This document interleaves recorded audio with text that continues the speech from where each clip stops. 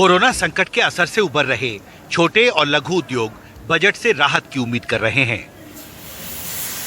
वो चाहते हैं कि बैंकों से आसान शर्तों पर उन्हें ऋण मिल सके। इसके लिए कोरोना काल में शुरू की गई emergency credit line guarantee scheme की अवधि 1 साल और बढ़ाई जाए। ये बहुत बड़ी समस्या है। ये शायद सबसे बड़ी समस्या है। अगर हम उनकी 10 समस्याएं लें तो ये पहले नंबर पे आएगी। जो ECLGS स्कीम शुरू की गई थी कोरोना संकट के शुरुआत में, उसकी अवधि बढ़ाना जरूरी होगा। जी बिल्कुल जरूरी होगा। उससे बहुत फायदा हुआ है। बहुत सारे जो हमारे इंडस्ट्री है उन्होंने अवेल किया है, MSMEs ने अवेल किया है। तो उसको बढ़ाना मतलब वो मस्ट है कि उसको इंक्रीज किया जाए, सो दैट, क्योंकि अभी हम कोरोना का जो इम्पैक्ट था उसे उभरे नहीं है। दरअसल कोरोना संकट के दौरान छोटे लघु उद्योगों पर बहुत बुरा असर पड़ा था।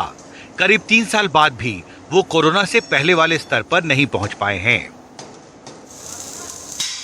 भारत की GDP में छोटे लघु उद्योगों की हिस्सेदारी करीब 31% है और इस सेक्टर में 11 करोड़ 10 लाख लोगों को रोजगार मिलता है। यानी राजनीतिक तौर पर रोजगार के दृष्टिकोण से ये सेक्टर बेहद महत्वपूर्ण है।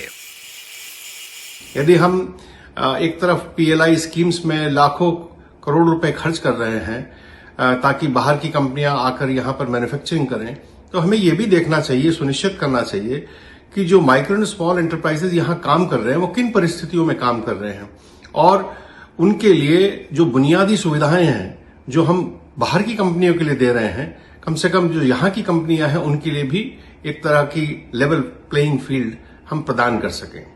अगर हम सब श्रेणियों के जितने भी टैक्स हैं लोगों के, जैसे कॉर्पोरेट टैक्स को कम कर दिया गया, I think personal income tax for lowest end to the highest end, I am saying without anybody, everybody should be reconsidered for a lower tax slab. इससे लोगों के हाथ में पैसे आएंगे, डिमांड खर्चा होगा एट ऑल लेवल्स, इन्वेस्टमेंट के लिए पैसा आएगा। भारत सरकार के मुताबिक आज देश में करीब 6 करोड़ 30 लाख छोटे और लघु उद्योग हैं, जिनमें करीब 11 करोड़ 10 लाख लोगों को रोजगार मिलता है। कोरोना संकट के दौरान इस सेक्टर पर बहुत बुरा असर पड़ा था और छोटे और लघु उद्योगों का कहना है कि वो अब भी इस संकट से पूरी तरह से नहीं उबर पाए हैं। ऐसे में अब देखना महत्वपूर्ण होगा कि वित्त मंत्री निर्मला सीतारमण इस साल के बजट में इस अहम सेक्टर के लिए क्या नई घोषणाएं करती हैं।